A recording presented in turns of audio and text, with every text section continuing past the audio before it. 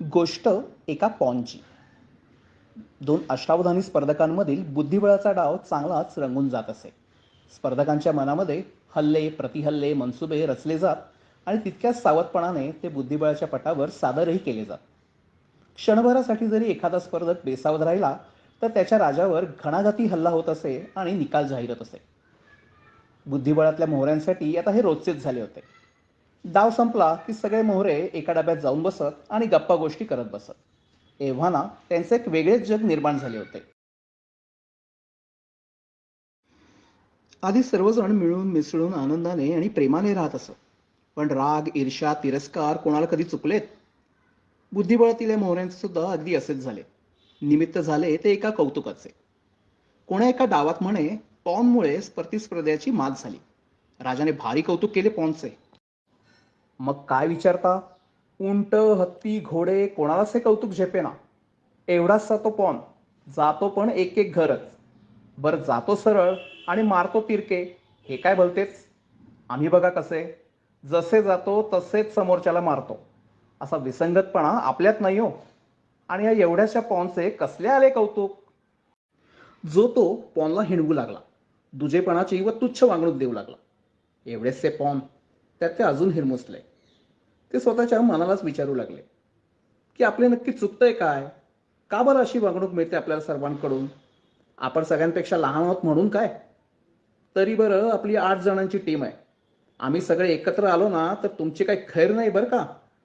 पण त्याचा आवाज जातोय कुठे आणि कोणापर्यंत. त्याचा आवाज त्याच्या मनातच विरून गेला. उंट तर भलत्याच हुशारक्या मारत होता. कारण काय तर त्याला राजा आणि राणीच्या शेजारी उभे राहायला मिळते म्हणून. घोड्याचं काय तर त्याच्याजवळ युनिक पॉवर होती ना. त्याच्यासारखे तर राणीलाही जाता येत नाही म्हणून त्याचा वेगळाच मान होता. त्यातल्या त्यात हत्ती खरं तर साध्या आणि सरळ स्वभावाचा होता. पण राजा आणि राणीच्या सरळ रेषेच्या बैठकीत त्याचा मान असल्यामुळे पॉन पुढे स्वतःची शक्ती दाखवायला त्याला नेहमी आवडत असे. रोज अशीच हीन दर्जाची वागणूक पॉनला मिळत होती. प्रत्येक डावात खिन्न मनाने ते एक एक पाऊल पुढे जात होते. शेवटच्या चौकटीत जाऊन जीव संपवावा आणि पुन्हा या पॉनच्या जन्मास येऊ नये असेच त्याला मनोमन वाटत होते.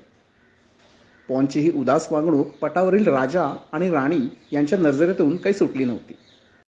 राजा आणि राणी मानाने मोठे होतेच, पण त्याहीपेक्षा ते मनानेही खूप थोर होते.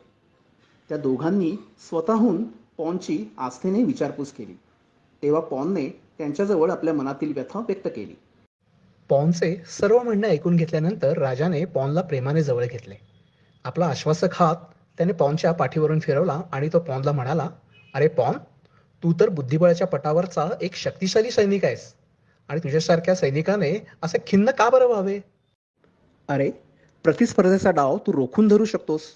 तू पुढे असतोस म्हणून सर्व सेनेला संरक्षण मिळते. आणि तुझी सर्वात मोठी शक्ती कशात आहे हे तुला माहिती आहे. मजल दरमजल करत अगदी सावधपणाने एक एक पाऊल टाकून जर तू शेवटच्या चौकटीपर्यंत गेलास तर तू रूपांतरित होऊ शकतोस.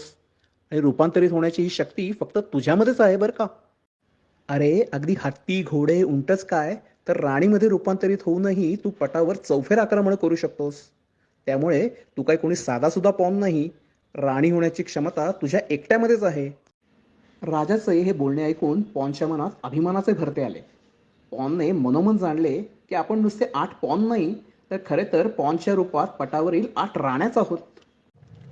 आता पुढील डावात आपली अद्भुत शक्ती दाखवून देत सर्वांचीच जिरवायची असे पॉनने मनावर घेतले. या डावामध्ये मजल दरमजल करीत सावधपणाने एक एक पाऊल टाकत तो शेवटच्या पटापर्यंत पोहोचला. त्याचे राणीमध्ये रूपांतर झालेले पाहून हत्ती उंट घोडा सारेजण अचंबित झाले. या तिघांनाही कळून चुकले की जशी आपल्याकडे एक शक्ती आहे तशीच पॉनकडे सुद्धा वेगळी आणि अद्वितीय अशी शक्ती आहे. त्यामुळे पॉनला कमी लेखायचे किंवा हिणवायचे मुळीच कारण असू शकत नाही. तिघेही पुरते ओशाळून गेले आणि या तिघांनी पॉनकडे आजवरच्या वागणुकीबद्दल क्षमा मागितली.